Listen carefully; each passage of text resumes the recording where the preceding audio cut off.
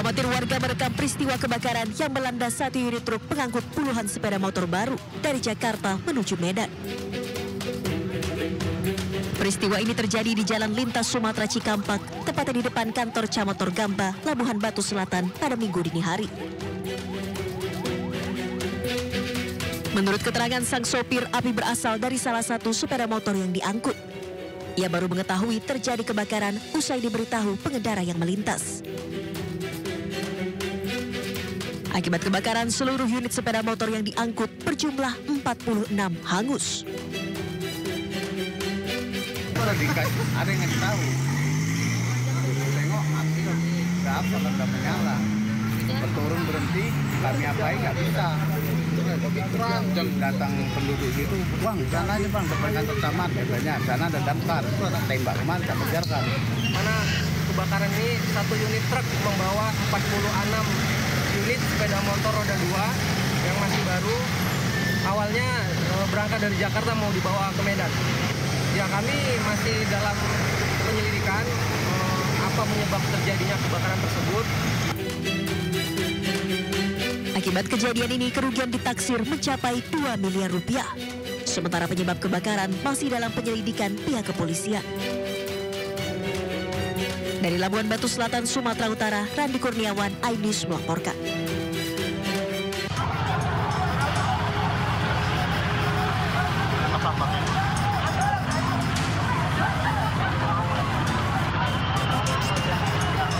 Kebakaran melanda sebuah kantor bank di Klaten, Jawa Tengah. Api menghanguskan ruangan kantor bagian berkas di lantai 2 bangunan milik pemerintah Jawa Tengah itu. Petugas kepolisian dibantu TNI langsung memasang garis polis lain di lokasi. Sementara para karyawan bank dibantu relawan berusaha memindahkan sejumlah perlengkapan kantor ke tempat yang lebih aman. Belum diketahui pasti penyebab kebakaran, namun diduga akibat korsleting listrik. Diperkirakan di lantai 2, lantai 2 ruang arsip diperkirakan ya, baru diperkirakan. Tapi nanti masih dalam penyelidikan dari itu. Dugaan penyebab apa? Belum mana, masih dalam penyelidikan. Mungkin dugaan ya, dugaan Korsleting listrik mungkin ya, tapi ini masih dalam penyelidikan. 5 unit mobil pemadam kebakaran Pemkab Klaten dikerahkan untuk memadamkan api. Api berhasil dipadamkan setelah 2 jam kemudian. Sementara itu, kasus ini kini dalam penanganan dan penyidikan petugas kepolisian Polres Klaten. Dari Klaten, Jawa Tengah, Saiful Effendi, iNews melaporkan.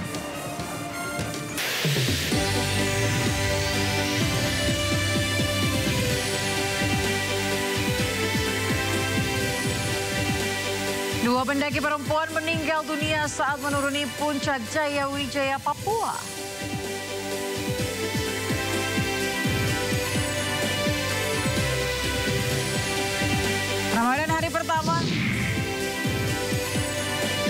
Ramadan hari pertama di Abu Dhabi ditandai dengan tembakan meriam di Masjid Agung Syekh Zayed.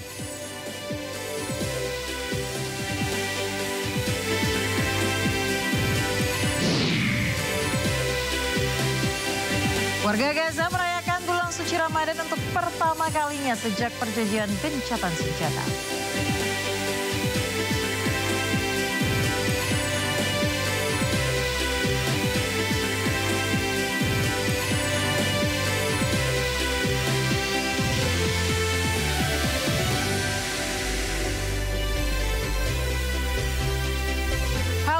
Pemirsa, Sindo Malam hadir dengan beragam informasi terkini tanah air serta mancanegara.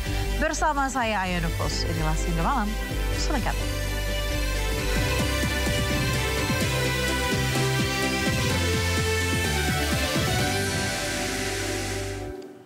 Kita informasi pertama, pemirsa, 2 pendaki perempuan meninggal dunia saat menuruni puncak Jaya Wijaya, Papua atau Piramida Kartens. Musisi Firsa Busari juga ikut dalam rombongan pendakian.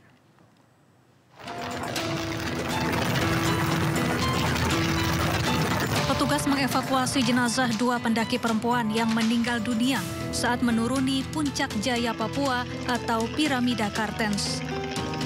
Peristiwa ini terjadi hari Sabtu di mana kedua korban mengalami hipotermia. Kedua perempuan pendaki ini adalah Elsa Laksono dan Lili Wijayanti Pugiono.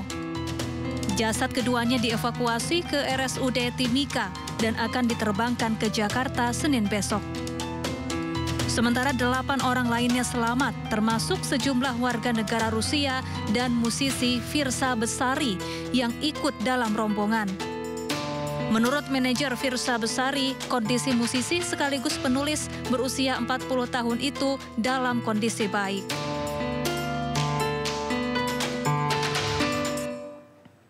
Ya pemirsa, tingginya intensitas hujan di Kabupaten Sijunjung, Sumatera Barat mengakibatkan terjadinya banjir hingga 2 meter. Banjir juga memutuskan 1 buah jembatan dan menyebabkan pohon tumbang.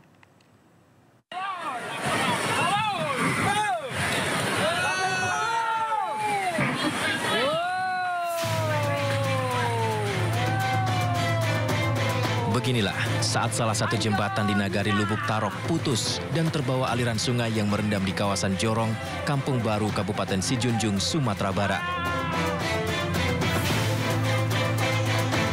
Banjir juga merendam jalan utama sepanjang 300 meter dengan kedalaman hingga 2 meter dan rumah-rumah warga di Jorong, Kampung Baru, Kenagarian, Sijunjung.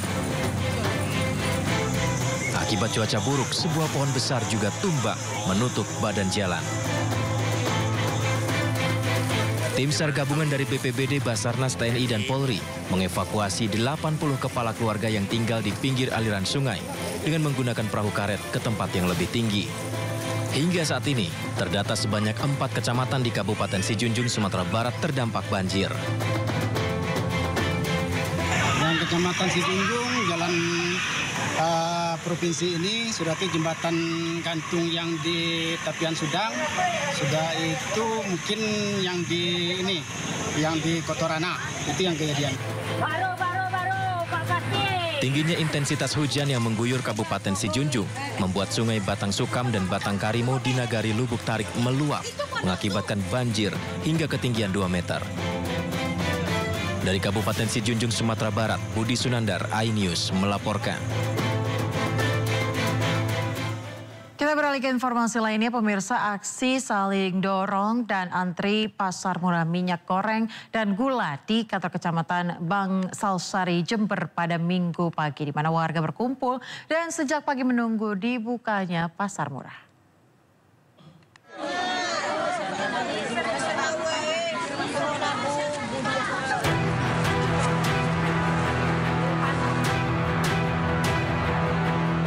Aksi saling dorong dan antre pasar murah minyak goreng dan gula terjadi di kantor Kecamatan Bangsalsari, Jember Minggu pagi. Warga berkumpul dan berpanas-panasan menunggu dibukanya pasar murah ini. Benar saja, saat dibuka, warga yang kebanyakan mak-mak ini langsung memenuhi stand pasar murah yang menjual minyak goreng dan gula pasir di bawah harga eceran tertinggi itu. Bahkan beberapa mak-mak membawa balitanya berpanas-panasan untuk antre pasar murah.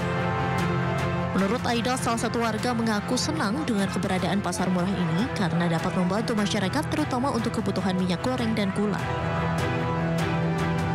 Paket harganya berapa?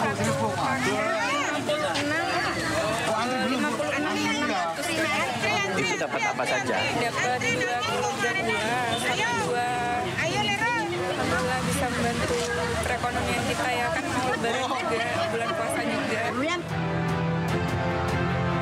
Sementara itu, penyelenggara pasar murah menyebut pasar murah ini menjual gula dengan harga Rp15.000 per kilogram dan minyak goreng Rp13.300 per kilogramnya. Namun setiap pembeli hanya dibatasi untuk membeli 2 kilogram baik gula maupun minyak goreng. Ini adalah kegiatan pasar murah yang diinisiasi oleh PT PN Group yang berjalan di salah satunya adalah di Jember dan bertempat di Kecamatan Bangsalsari. Jual adalah minyak goreng sebanyak 1.000 liter, kemudian gula pasir sebanyak 1.000 kilo.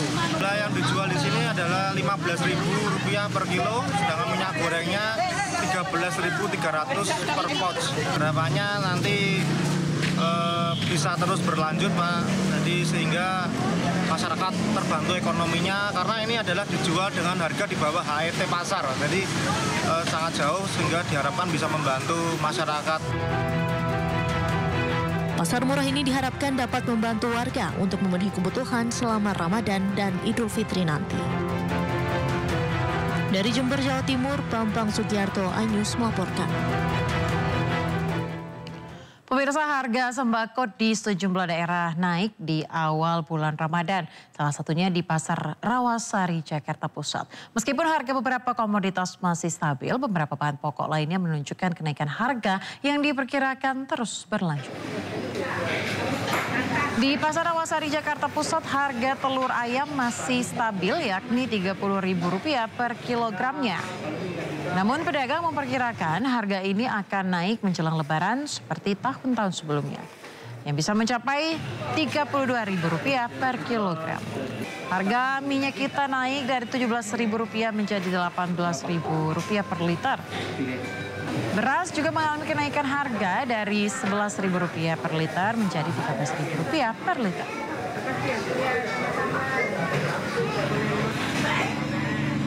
Sementara itu di Pasar Kebayoran, Jakarta mengalami kenaikan sembako di awal bulan puasa.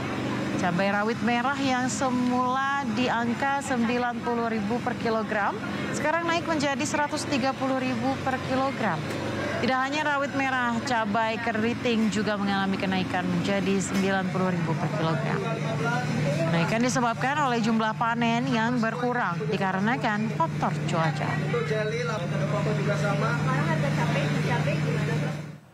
Ya pemirsa, harga cabai rawit di sejumlah daerah naik di awal bulan Ramadan. Salah satunya di Makassar, Sulawesi Selatan, harga cabai rawit naik hingga Rp75.000 per kilogram.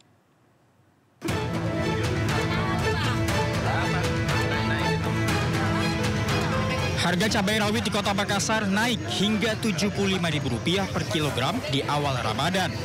Sebelumnya cabai rawit dijual Rp30.000 per kilogram.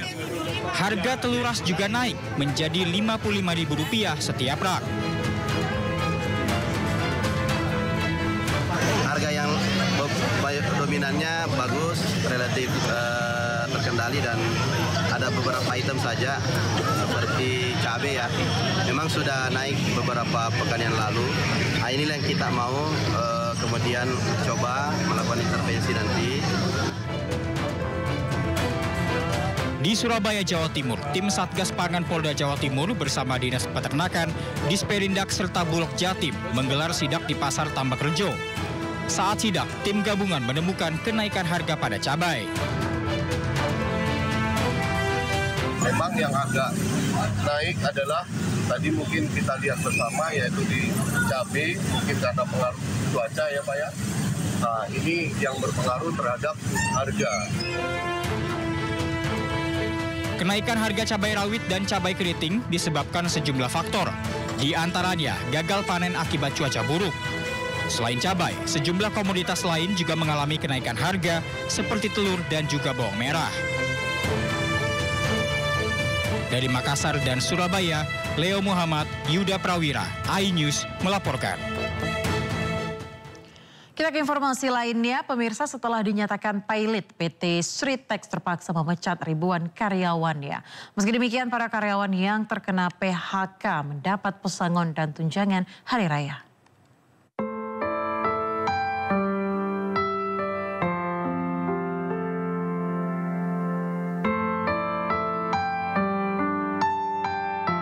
Tangis pilu mewarnai perpisahan bos PT Sri Rejeki Isman Tbk atau Sritex dengan ribuan karyawannya. Direktur Utama Sritex, Iwan Kurniawan Lukminto, tidak kuasa menahan tangis saat berpamitan dengan karyawannya. Ribuan karyawan yang hadir di momen perpisahan ini tidak kuasa menahan kesedihannya. Pada 1 Maret PT Sritex resmi menutup permanen perusahaan akibat kondisi pilot. Kondisi tersebut juga membuat Sritex melakukan PHK massal, yakni sebanyak 10.669 karyawannya. Usai mendapat surat pemutusan hubungan kerja atau PHK, sejumlah karyawan mulai meninggalkan lokasi mereka bekerja. Mereka juga membawa barang-barang dari kantor. Tak sedikit yang membawa sebuah mobil pickup untuk mengangkut perabotan pribadinya.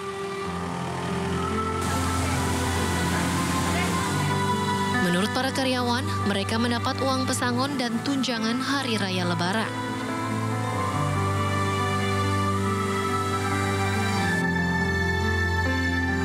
Udah ditandatangani kemarin semua. Apa nih, Bu? Surat PHK itu. Kemarin? Iya. Berapa ini, Bu? Informasinya berapa pekerja yang mendapat surat? Nggak tahu ya, seluruh Sritek Group. Seluruh karyawan Sritek Group. Itu dari perusahaan atau dari kurator? Katanya kayaknya dari kurator. Dari kurator? Iya. Itu dapat pesangon, terus dapat THR.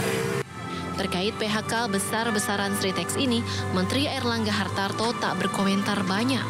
Ia mengaku akan berkomunikasi dengan tim kurator tentang kepailitan Sritex. Ya, nanti kita tanya pada tim kurator. Tim kurator nanti dicek Pak Menaker.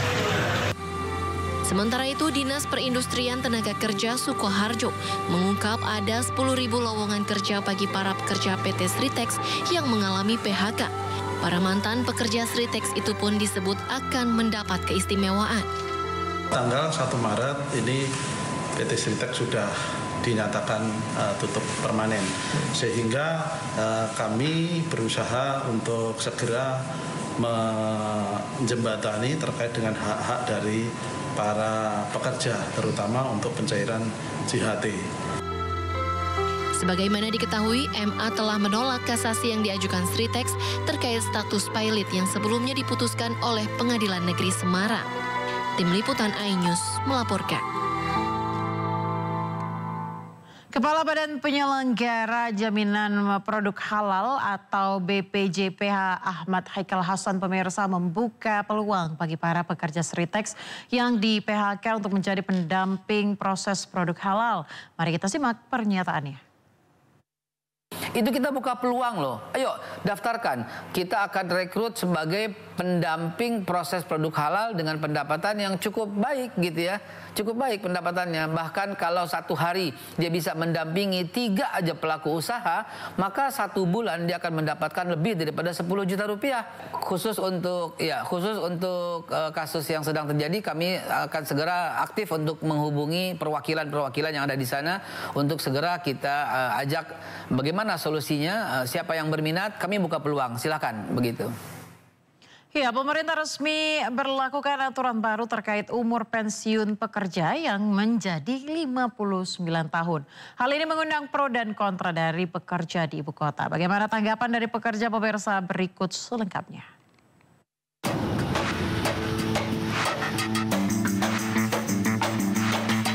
Pemerintah resmi menaikkan usia pensiun pekerja di Indonesia yang terdaftar dalam program jaminan pensiun yang dikelola oleh BPJS Ketenagakerjaan dari 58 tahun menjadi 59 tahun mulai Januari 2025. Hal ini sesuai dengan ketentuan dalam Peraturan Pemerintah Nomor 45 tentang penyelenggaraan program jaminan pensiun. Dalam aturan disebutkan bertambah 1 tahun untuk setiap 3 tahun berikutnya sampai usia 65 tahun. Dalam pasal tersebut tercantum juga usia pensiun yang bertambah 1 tahun setiap 3 tahun berikutnya. Sementara itu BPJS Watch menyoroti usia pensiun 59 tahun yang ditetapkan untuk penerima manfaat jaminan pensiun BPJS Ketenagakerjaan. Dampak dari naiknya usia penerima manfaat pensiun menjadi 59 tahun, salah satunya adalah dampak masa tunggu dari seorang pensiun hingga mendapatkan manfaatnya cenderung lebih lama. Ketika nanti saya misalnya tahun ini pensiun, usia pensiun di perusahaan 55 tahun, PP 45 mengatur tentang usia mendapat manfaat pensiun itu 59, maka saya akan menunggu 4 tahun. Nah, ini memang menjadi persoalan bagi pekerja ketika dia menunggu yang demikian lama. Usia pensiun itu usia mendapatkan manfaat pensiun itu sebaiknya memang didekatkan dengan usia pensiun kita ya, karena memang di perusahaan-perusahaan swasta kita masih menganut yang 55-56 ya. Kalau di pegawai negeri sudah 58, ada yang 60, Widya Swara sampai 65 ya. Tetapi ini kan kembali masalahnya adalah bagaimana pasca pensiun pekerja kita itu bisa mendapatkan manfaat pensiunnya langsung untuk dia bisa dijamin ya. Karena mencari kerja di usia pensiun 55-56 relatif susah. Aturan ini pun ditanggapi beragam oleh pekerja di ibu kota. Ada yang setuju karena dapat memberikan pekerja kesempatan lebih lama untuk menabung, namun ada yang tidak setuju karena menghambat regenerasi pekerja. Sebenarnya setuju-setuju aja gitu kan, karena kan diperpanjang ya, jadi lebih efektif juga di usia segitu, tergantung dengan kondisinya si karyawannya juga. Ini termasuk kontra sih Mbak, soalnya kan melihat usia pensiun kan 54-an kalau nggak salah ya. Nah di situ kan kalau misal nih saya udah pensiun dari pekerjaan saya, yang mana uang pensiun ini kan harapannya bisa membantu saya di hari depan gitu. Dipikirkan kembali dengan nilai faktor umur yang sudah cukup. Karena nilai kebutuhan. Pasti kalau udah umur, pasti kebutuhan yang berbicaranya. Menurut saya sih kurang cocok karena untuk generasi selanjutnya jadi sedikit menghambat. Dana pensiun memiliki banyak manfaat untuk seseorang dari sisi keuangan dan psikologisnya untuk membangun finansial mandiri ketika pensiun. Dari Jakarta, Jessica Winoto, Suryali Santoso, iNews melaporkan. Ya, pemirsa, pemerintah turut menyoroti kasus korupsi ugal-ugalan yang dilakukan pejabat anak perusahaan Pertamina. Selain bersih-bersih dari korupsi, pemerintah juga meminta supaya ada perbaikan di tubuh Pertamina. Iya, lagi diurus itu semua, ya. Lagi diurus semua. Oke. Kita bersihkan, kita tegakkan, kita akan pokoknya membela kepentingan rakyat. Hari ini kita lihat ya peluncuran bank emas pertama dalam sejarah Indonesia. Oke. Terima kasih. Kasus korupsi yang menyeret keterlibatan sejumlah petinggi anak usaha Pertamina membuka bobroknya tata kelola para pelaksana kebijakan migas di Indonesia. Kerugian yang ditimbulkan akibat korupsi ugal-ugalan ini mencapai 193,7 triliun. Isu ini juga membuat pemerintah untuk mendorong perbaikan dalam tubuh Pertamina. Jadi korupsi dimanapun, di lembaga manapun, di BUMN manapun, baik itu di pusat maupun di daerah, memang harus diberantas dan diperangi. Kita juga mendukung Pertamina untuk memperbaiki tata kelolanya sehingga menjadi perusahaan yang jauh lebih baik lagi. Bagaimanapun Pertamina kan aset besar bangsa Indonesia, salah satu kekuatan ekonomi bangsa Indonesia dan mungkin satu-satunya perusahaan Indonesia yang masuk ke dalam jajaran Fortune 500. Jadi aksi bersih-bersih di dalam Pertamina ini harus kita dukung juga supaya nanti yang muncul adalah Pertamina yang jauh lebih baik lagi, jauh lebih prudent lagi, jauh lebih akuntabel dan jauh lebih transparan dan bisa dipertanggungjawabkan dalam tata kelolanya. Karena bagaimanapun Pertamina adalah aset bangsa Indonesia.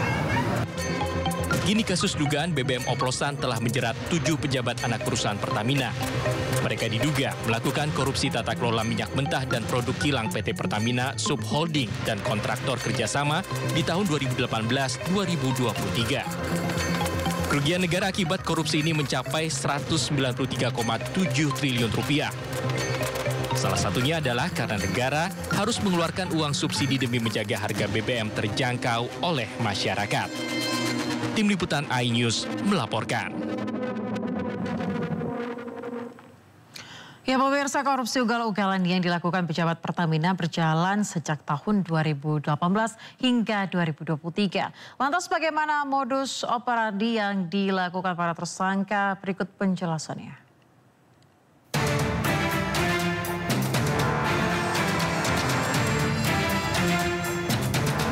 Dugaan kecurangan dalam impor minyak mentah periode 2018 hingga 2023 ditemukan oleh Kejaksaan Agung. Pada periode 2018 hingga 2023, Peraturan Menteri SDM Nomor 42 Tahun 2018 menyebut bahwa pemenuhan minyak mentah dalam negeri wajib utamakan pasokan dari dalam negeri. Namun ketiga petinggi Pertamina mendorong impor minyak. Guna memuluskan dibukanya keran impor minyak, ketiga petinggi Pertamina diduga menggelar rapat untuk turunkan produksi kilang minyak.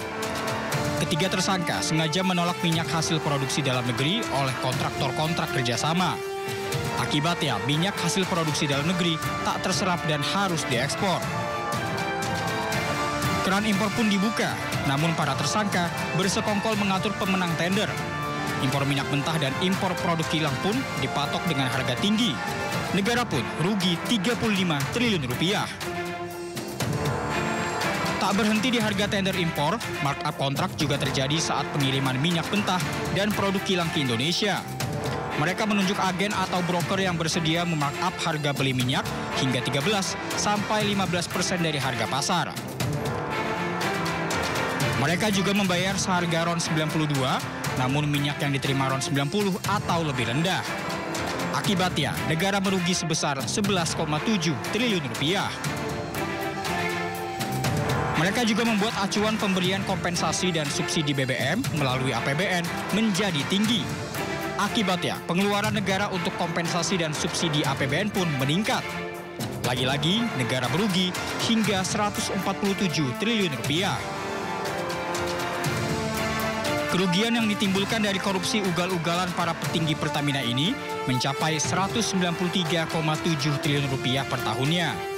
Bila korupsi dilakukan selama periode 2018 hingga 2023, maka kerugian negara mencapai 968,5 triliun rupiah. Tim Liputan, iNews melaporkan. Pemirsa, Jerome Pauline menyoroti kasus korupsi Pertamina yang menyebabkan kerugian negara 193,7 triliun rupiah. Ia pun menghitung jumlah kerugian tersebut apabila digunakan untuk berbagai hal.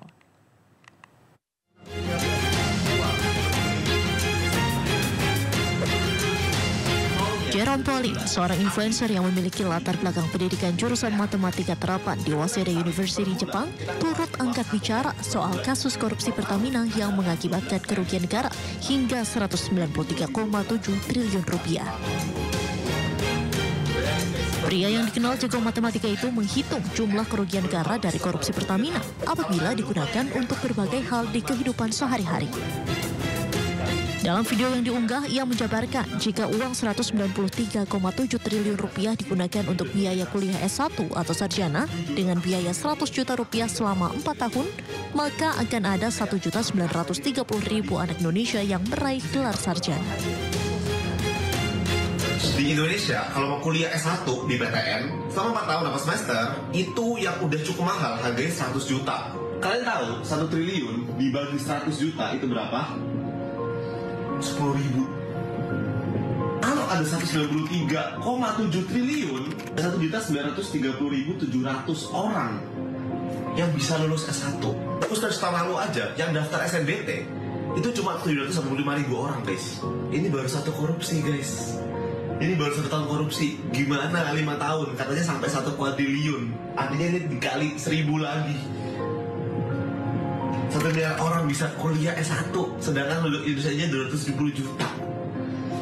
Misalnya kita membangun sekolah di Indonesia, 1 sekolah 1 M, harga gedungnya dan fasilitasnya. 1 triliun aja bisa bangun 1000 sekolah, guys. Kalau 193 triliun artinya berapa? 193.000 sekolah. Jerome pun menyoroti apabila uang yang dikorupsi bisa dialokasikan untuk pendidikan atau membangun negeri, Indonesia bisa menjadi negara yang sangat maju.